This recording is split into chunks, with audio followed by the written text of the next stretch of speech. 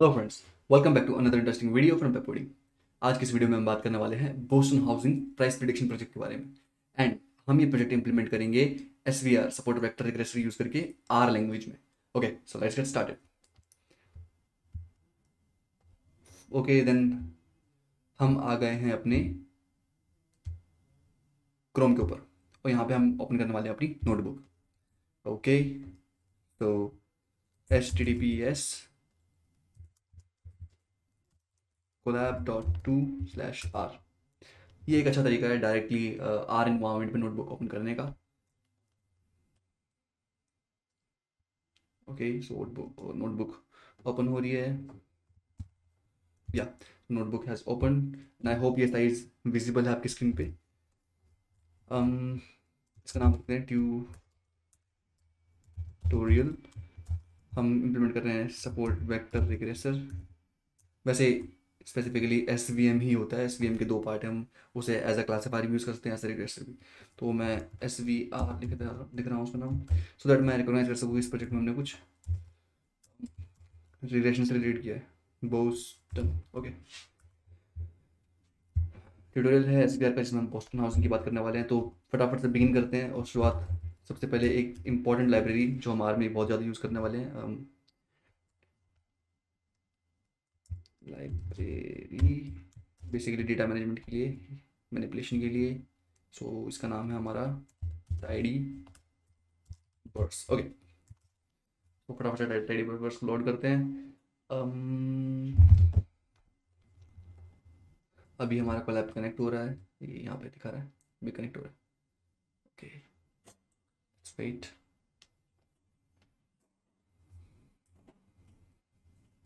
या done, connection done. फटाफट से लाइब्रेरी इंपोर्ट हो जाइए एंड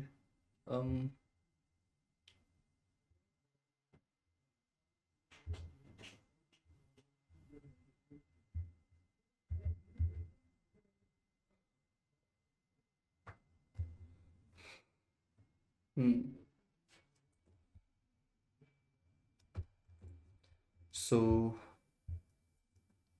हमारी लाइब्रेरी इंपोर्ट हो गई है। एंड अब हम क्या करते हैं, डेटा फ्रेम क्रिएट करते हैं। तो डेटा फ्रेम कैसे क्रिएट करते हैं, data frame is equal to read CSV। हमें सीधी फाइल रीड करनी है। कहाँ से रीड करनी है, तो हमें यहाँ पे एड्रेस देना पड़ेगा। तो मैं काम करता हूँ, जो हमारा बोस्टन हाउसिंग का डेटा सेट गिटहब पे पड़ा है वहाँ से डायरेक्ट उसका लिंक कॉपी कर लेता हूँ। Okay done. या एंड इसके बाद क्या कर लेते हैं,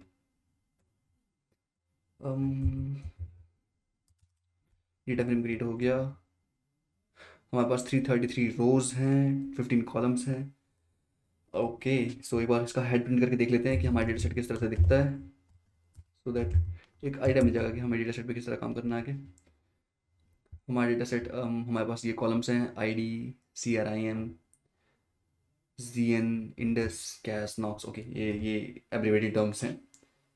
अगर आपको इसका डिस्क्रिप्शन चाहिए तो आप गूगल पे जाके चेक कर सकते हैं, वहाँ पे डेटा सेट अवेलेबल है विद डिस्क्रिप्शन। तो आपको डिस्क्रिप्शन मिल जाएगा कि जैसे CRIM का मतलब crime rate of that particular state, जिस एरिया में हाउस है उसका। और जैसे हमारे पास लास्ट में MED भी है, तो मीडियन वैल्यू ऑफ हाउस उस पर्टिकुलर स्टेट की या उस पर्टिकुलर जोन की जिसकी बात हो रही है इस डेटा सेट में। ओके, तो डेटा सेट का डिस्क्रिप्शन आपको गूगल पे मिल जाएगा। अब हम एक काम करते हैं, इस डेटा सेट की थोड़ी सी स्ट्रक्चर की बात कर लेते हैं। Structure of data frame, basically हमारा काम क्या है, हमें इनसाइट्स निकालना है और अकॉर्डिंगली एक अच्छा मॉडल बनाना है। ओके, सो थोड़े से पहले इनसाइट्स की बात कर लेते हैं, डेटा को थोड़ा समझते हैं। हमारे पास ID है जो कि न्यूमेरिक टाइप की है। ओके, इसमें 333 वैल्यूज़ अवेलेबल हैं, इंस्टेंसेस अवेलेबल, और सभी में, इनफैक्ट सभी में। तो इसका मतलब कुछ भी मिसिंग डेटा नहीं है हमारे पास। सभी कॉलम हमारे न्यूमेरिक हैं, तो हमें कैटेगोरिकल वैल्यूज़ से डील नहीं करना। ओके, और हमारे पास कुछ इनफैक्ट कुछ सैम्पल्स भी है, देखो 1 to 4। तो इसकी जो रेंज है वो मुझे दिख रही है 1 to 4, मतलब ये 1 से 100 की रेंज में कुछ है। ये वाली वैल्यू जो है हमारी CRM की, ये 0.006, 0.027। ओके, तो इसकी जो वैल्यू है, इसकी रेंज 0 to 1 है। तो इनफैक्ट मुझे लगता है मुझे इसे नॉर्मलाइज करने की ज़रूरत पड़ेगी। अभी हम देखते हैं आगे हम कैसे कैसे काम करने वाले हैं। ओके, हमारे पास एज भी है, लेकिन ये बहुत सारे कॉलम है, लिटरली बहुत सारे कॉलम है। क्या हमें इन सभी कॉलम की ज़रूरत पड़ने वाली है? ओके, एक काम करते हैं, पहले इस डेटा की समरी प्रिंट करते हैं। और देखते हैं कि हम क्या और इनसाइट्स निकाल सकते हैं समरी से। समरी डेटा फ्रेम, हमारे पास क्या इनसाइट्स हैं। मिनिमम वैल्यू हमारी आईडी में 1 है, क्रिमिनल, ओके, क्राइम में 0.00632, ओके, मीडियन वैल्यू 76.70 है। एज में जो वैल्यू है प्राइस की, उसमें हमारे पास मीडियन क्या है, मीडियन 21.60, ये प्राइस का कुछ कुछ होगा इसके बारे में ना। जैसे लेट्स से 21.60 वो शायद कुछ $1000 को या इतने $100 को कुछ डिनोट करता होगा। Okay, एलस्टैट black. सो आप लोग स्टडी करो इसे, जब आप प्रिंट करते हो उसको तो एक बार से स्टडी करो, आप इसे देखो कि आप क्या इंसाइट्स निकाल सकते हो इस समरी से, स्ट्रक्चर से। ओके, अभी काम करते हैं, हम इसके आगे प्रिंट कर लेते हैं। हमें नॉर्मलाइज करना चाहिए इनफैक्ट पहले। नहीं, हमारे पास मल्टीपल कॉलम्स हैं, हमारे पास कॉलम बहुत सारे। तो एक काम करते हैं, पहले हम कॉलम्स देखते हैं कि हमें कौन से कॉलम की ज़रूरत है। अब वो कैसे चेक करते हैं, कोरिलेशन से। कोरिलेशन, तो कोरिलेशन हमें चाहिए डेटा फ्रेम के बीच में। ओके, कोरिलेशन आईडी, मुझे क्या है ना, मुझे कोरिलेशन देखना है एमईडीबी से, क्योंकि मुझे जो मतलब है, मेरा मतलब है कि मुझे प्राइस प्रेडिक्ट करना है कि किसी पर्टिकुलर घर का प्राइस क्या होना चाहिए। तो मुझे बेसिकली जो एमईडीबी वैल्यू वो मेरी वाई वैल्यू है, तो मुझे ये प्रेडिक्ट करनी है वैल्यू, तो मैं इसके कोरस्पॉन्डिंग चेक करता हूँ किसका कोरिलेशन अच्छा है। तो एमईडीबी की कोरस्पॉन्डिंग ये फर्स्ट कॉलम का जो कोरिलेशन है 0.22 है, नेगेटिव नहीं 0.407। ओके ओके, हाईएस्ट कितना है, एक एक आया है अभी 0.689। ओके, और चलते हैं आगे। या नेगेटिव कोरिलेशन है बट अच्छा है 0.738। तो ये कौन सा कॉलम है हमारा, इसमें कोई कॉलम मिसिंग तो नहीं है। एक काम करते हैं, इसे प्रिंट करते हैं। प्रिंट वैल्यू से क्या होगा ना, हमें इंडिविजुअल इंडिविजुअल मिल जाएगा स्टडी करने को। तो उसे प्रिंट करके देखते हैं, प्रिंट कोरिलेशन डीएफ, और अब देखते हैं हमें कैसा आउटपुट मिलता है। देखो ये आउटपुट ज़्यादा बेटर है इनफैक्ट। यहाँ पे देखो हमारे पास लास्ट कॉलम एम का है, और ये किसी कॉरस्पॉन्डिंग हम यहाँ पे देख सकते हैं, जैसे आई डी CRIMZN। तो इसे कॉरस्पॉन्डिंग दिखते हैं फटाफट से। कॉलम्स क्या क्या है हमारे, 0.7386, ये है हमारा एल स्टैट। ओके, तो हमें यहाँ पे नया डेटा फ्रेम क्रिएट करते हैं DDF1, और हमें इसमें क्या चाहिए, तो हमें इसमें चाहिए भाई जो हमारा पुराना डेटा फ्रेम था, पुराने डेटा फ्रेम से हमें कौन कौन सी वैल्यूज़ चाहिए यहाँ पे। तो हम यहाँ पे वो स्पेसिफाई करने वाले हैं। पहले हमने एक कॉमा दिया क्योंकि हम रोज़ की बात नहीं कर रहे, हमें कॉलम्स चाहिए। अब कॉमा के बाद हम कॉलम स्पेसिफाई करेंगे। तो कॉलम स्पेसिफाई करने के लिए हम सी कंबाइन करके यूज़ करने वाले हैं। इसमें हम वैल्यूज पुट अपने बेसिकली कॉलम्स का नाम डालने वाले हैं। इनफैक्ट हम यहाँ पे कॉलम का नंबर भी डाल सकते हैं, column number 1, column number 2, but मैं नाम प्रेफर करता हूँ। तो मैं डालता हूँ पहले, मुझे तो एल स्टेट चाहिए भाई, एल स्टेट का कोरिलेशन अच्छा दिख रहा है। तो एल स्टेट चाहिए। इसके बाद और किसी का 6 था, 0.6 RM का था। ओके, तो एक काम करते हैं, मुझे RM भी चाहिए। एंड और किसी का अच्छा कोरिलेशन है 4:8 PT ratio. Okay, PT ratio भी ले लेते हैं, PT ratio. Okay, PTRATIO, PT ratio सही है सही। ओके, तो हमारे 3 कॉलम आ गए जिसका हम यूज़ करने वाले हैं प्रिडिक्शन के लिए, और एक फोर्थ कॉलम जो बहुत ही इंपॉर्टेंट है जिसे हमें प्रिडिक्ट करना है, MEDV। इसे नहीं भूलना ना, यही तो प्रिडिक्ट करना है। ये भूल गए नए डेटा फ्रेम में तो नया डेटा फ्रेम ब्लास्ट। ओके, सो हमारा नया डेटा फ्रेम क्रिएट हो गया। एक काम करते हैं, इसका हेड प्रिंट करके देखते हैं नया डेटा फ्रेम किस तरह का दिखता है। HED head DF1 and let's सी। हमारे पास 4 कॉलम हैं, एलस्टैट, RM, PT ratio, MEDV। Okay, in fact हम यहाँ पर इसका कोरिलेशन भी देख सकते हैं अब आपस में ही।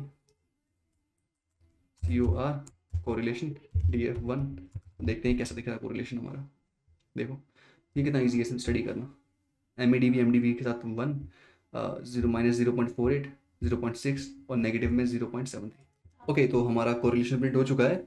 अब ये काम करते हैं फटाफट से, ट्रेन टेस्ट स्प्लिट कर लेते हैं। Okay, so train test split करने के लिए हमें कौन सा पैकेज चाहिए, इंस्टॉल डॉट पैकेजेस। बताओ भाई कौन सा पैकेज चाहिए, CA tools. Sir CA tools चाहिए, CA टूल्स चाहिए। ओके, तो ये काम करते हैं, अगले सेल में चलते हैं। और यहाँ पे हम लाइब्रेरी को कॉल कर लेते हैं, लाइब्रेरी, और हमें कौन सी लाइब्रेरी चाहिए, सी ए टूल्स। ओके, तो हमारा सी ए टूल्स आ गया है। अब हमें क्या करना है, हमें सबसे पहले जब भी हम स्प्लिट करना चाहते हैं तो सबसे पहले सीड वैल्यू देनी होती है, तो सेट सीड, सीड वैल्यू रखेंगे हम 42। ओके, इसके बाद हमें क्या चाहिए, स्प्लिट, हमें स्प्लिट डिफाइन करना होगा, राइट। तो स्प्लिट कैसे डिफाइन करते हैं हम, सैम्पल डॉट स्प्लिट, और फिर हम इसमें कैसे डिफाइन करते हैं, हम पहले डेटा फ्रेम बताएंगे, हमारा डेटा फ्रेम है। अब इस डेटा फ्रेम के हमें कौन सी कॉलम को एक्सेस करना है, तो हमें एम कॉलम को एक्सेस करना है। ओके, और स्प्लिट का साइज़ क्या रखना है भाई, तो स्प्लिट का हमारा जो साइज़ है, इनफैक्ट रेशियो बोलते हैं इसे हम, स्प्लिट रेशियो, ये हमारा होना चाहिए कितना, 70% रख लेते हैं। ओके, सो 0.70, राइट। हमने सीड वैल्यू डाल दी, हमने स्प्लिट क्रिएट कर दिया, तो अब बारी है उस स्प्लिट जो हमने अभी क्रिएट किया स्प्लिट ऑब्जेक्ट, इसको यूज़ करके ट्रेनिंग सेट और टेस्ट सेट बनाने की। तो ट्रेनिंग सेट बनाते हैं, small training, TRAINING, training set. Okay, और ट्रेनिंग सेट में हम देंगे इक्वल टू, और इक्वल टू से हम स्पेसिफाई करेंगे कि हमें जो जो हमारा स्प्लिट है उसमें ट्रेनिंग पार्ट कितना है। तो हम बेसिकली डेटा फ्रेम से सबसेट निकालते हैं, तो सबसेट, हमें एक सबसेट फंक्शन कॉल करना होगा। क्यों, क्योंकि हम क्या कर रहे हैं, हम इस स्प्लिट का यूज़ करके, जो हमने स्प्लिट पहले डिफाइन किया है, हम उस स्प्लिट का यूज़ करके एक सबसेट क्रिएट करने वाले हैं अपने डेटा फ्रेम का। तो पहले हम यहाँ पे डेटा फ्रेम बताएंगे, भाई हमारा डेटा फ्रेम है, उसका नाम डेटा फ्रेम 1 है। अच्छा, ऊपर मैंने डेटा फ्रेम 1 नहीं लिखा, ओके, इसे 1 कर देते हैं, या DF1 है हमारा, उसमें से MEDB लिया था। ओके, DF1 हमारा डेटा फ्रेम है। अब हमें क्या करना है, इस डेटा फ्रेम में स्प्लिट करना है। तो स्प्लिट की जो वैल्यू है वो हमें करनी होगी TRUE ट्रू। अच्छा, इसमें होता क्या है, ओके ओके ओके, ये मेरे से गलती से शिफ्ट एंटर हो गया, ट्रू। ओके, तो इसे हम होम पे चलते हैं, यहाँ पे काम करते हैं, इसे कॉपी कर लेते हैं, इसे कंट्रोल कॉपी, और यही हमारा यूज़ हो जाएगा टेस्ट सेट क्रिएट करने के लिए।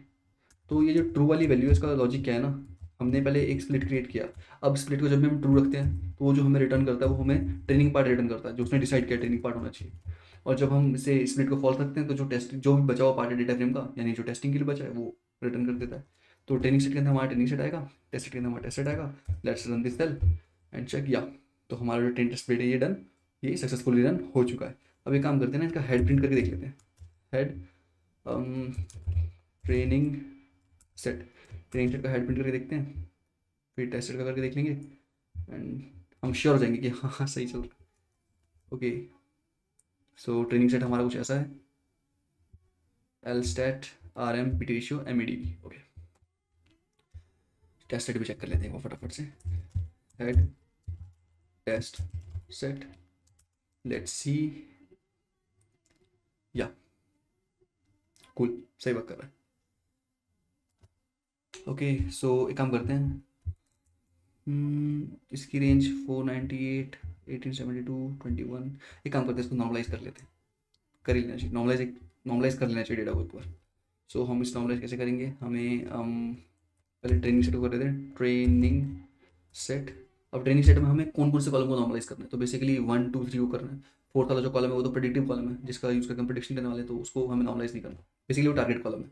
तो टारगेट को नॉर्मलाइज नहीं करेंगे तो उसको हम ड्रॉप कर देंगे, कैसे, -4 लिख के, इज इक्वल टू स्केल, हमें स्केल करना होगा इसको, ट्रेनिंग सेट -4। तो हमने क्या किया, ट्रेनिंग सेट -4, इसका मतलब ट्रेनिंग सेट में जो फोर्थ कॉलम उसको छोड़ के जितने भी बचे हुए कॉलम उन सबको स्केल करो और उसको वापस से उसकी जगह पे अपडेट कर दो।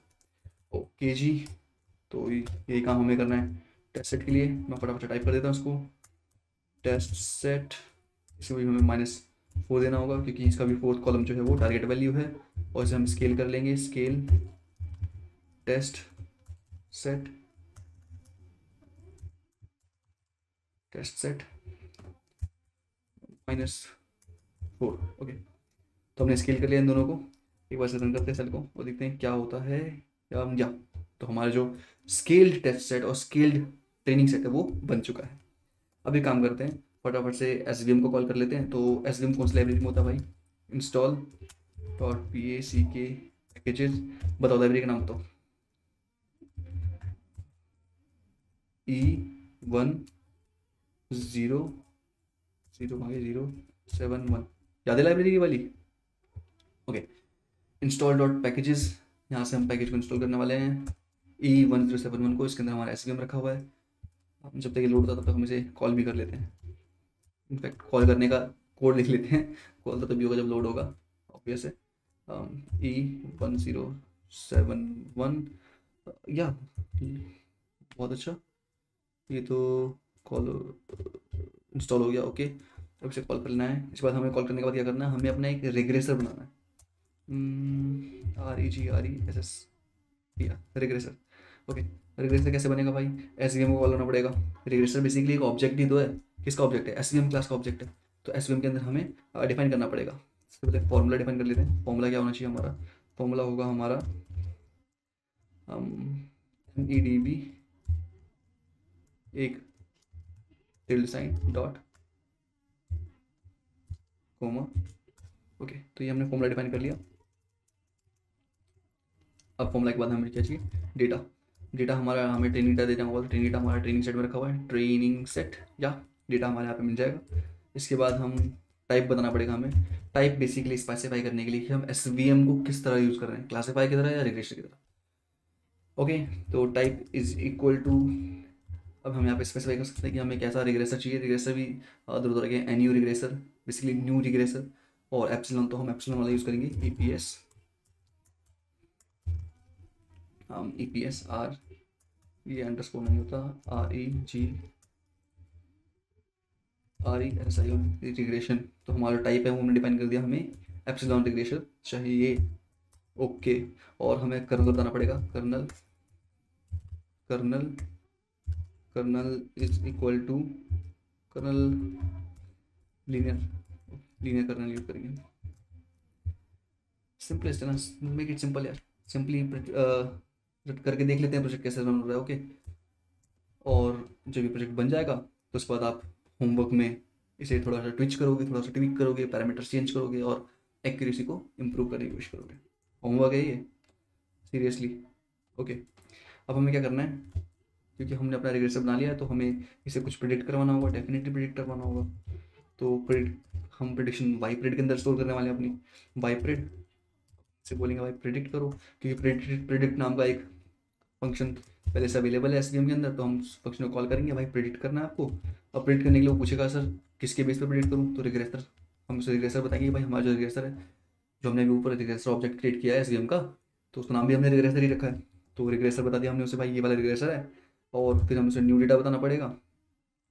न्यू डेटा, अब न्यू डेटा में क्या करते हैं, हम उसे न्यू डेटा में टेस्ट सेट रखते हैं। टेस्ट सेट, अच्छा, अब टेस्ट सेट हम क्या कंप्लीट डाल सकते हैं, नहीं, क्योंकि टेस्ट सेट का जो लास्ट वाला कॉलम है हमारा वो MEDB कॉलम है। MEDB कॉलम हम प्रिंट करवाना चाहते हैं उससे, हम उसे थोड़ी देंगे MEDB, तो हम इसे -4 करेंगे ताकि जो लास्ट वाला कॉलम है, जो फोर्थ कॉलम है वो हट जाए। ओके, तो हमने वाइपरेट की वैल्यू या रन हो गई, वाइपरेट की वैल्यू भी आ गई हमारे पास। अब एक काम करते हैं, वाइपरेट को फटाफट से डेटा फ्रेम में कन्वर्ट कर देते हैं। वाइपरेट is equal to data dot, एक बार मैं बिना डेटा फ्रेम में कन्वर्ट की दिखाता हूँ वाइपरेट का हमारा टाइप क्या है। टाइप ऑफ वाइपरेट क्या है भाई, वाइपरेट का टाइप क्या है, वाइपरेट टाइप है डबल।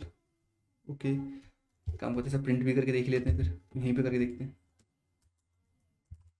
प्रिंट वाइपरेट, ये किस तरह से प्रिंट हो रहा है, देखो ये किस तरह से प्रिंट हो रहा है। हमें ये फॉर्मेट नहीं चाहिए वाइपरेट का। So what do we want is, हम चाहते हैं कि ये एक डेटा फ्रेम में कन्वर्ट हो जाए ताकि हम थोड़ा अच्छी तरह से स्टडी कर सकें इसको। वाइपरेट is equal to data dot frame, और उसके अंदर वापस हम क्या डाल देंगे, वाइपरेट। ओके, हो गया, डन। तो हमारा जो वाइपरेट है वो डेटा फ्रेम बन चुका है।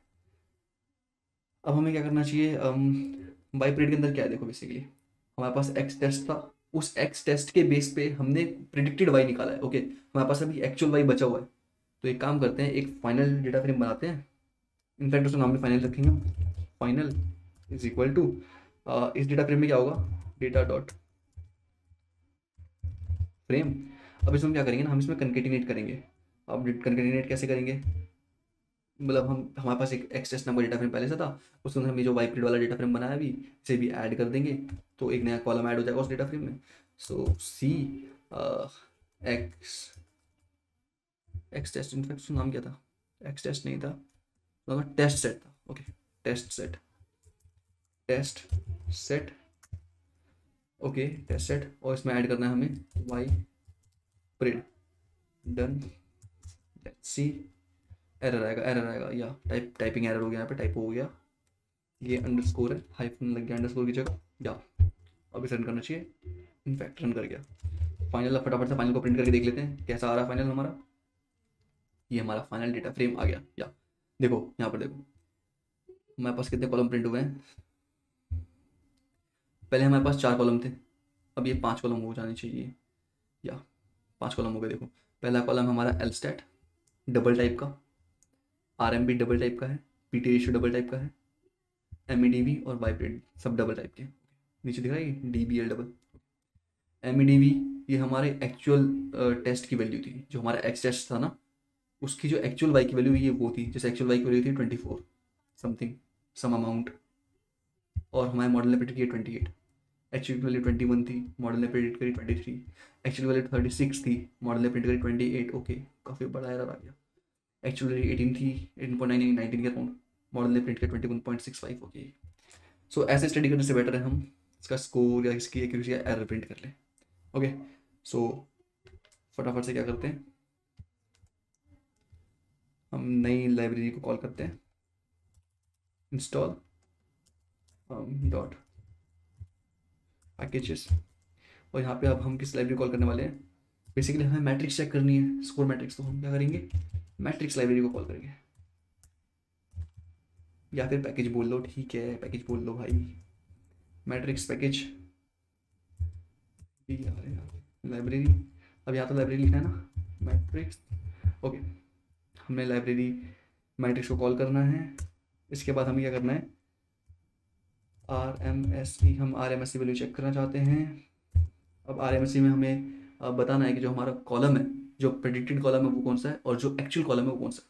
तो हमने अभी अभी फाइनल डेटा फ्रेम बनाया है, एक फाइनल डेटा फ्रेम में 1 2 3 4 5, तो जो हमारा फाइनल डेटा फ्रेम का 5th कॉलम है वो हमारा प्रेडिक्टेड है, और जो 4th है वो एक्चुअल है। तो एक काम करते हैं, इसे पास कर देते हैं फाइनल डेटा फ्रेम, कोमा लगा देंगे, इसका मतलब हमें रोज नहीं चाहिए, कॉलम चाहिए, और कॉलम कौन सा चाहिए हमें, 5th कॉलम चाहिए। इसको करेंगे कॉपी, यहाँ पे हम देखेंगे 4th column, okay, and let's see what is our error. Error है हमारा 4.75, ऑसम, यही तो एरर चाहिए था, मतलब एरर नहीं चाहिए था ऐसा, बट हमारा मॉडल काफ़ी एक्यूरेट बन गया है। 4.75% एरर का मतलब है 95 पॉइंट समथिंग एक्यूरेसी है ना, 95 पॉइंट सम % एक्यूरेसी। ओके, सो हमने क्या किया, हमने डेटा इंपोर्ट किया, अपना मॉडल क्रिएट किया, और उसका एरर या फिर एक्यूरेसी भी कैलकुलेट करके देख ली। So this is all for this video. हमने बोस्टन हाउसिंग का प्रोजेक्ट SVR का यूज़ करके in R language successfully implement कर लिया है। Okay, so this is all for this video, hope you understand these codes. मिलते हैं अगली इंटरेस्टिंग वीडियो में, हैव अ नाइस टाइम।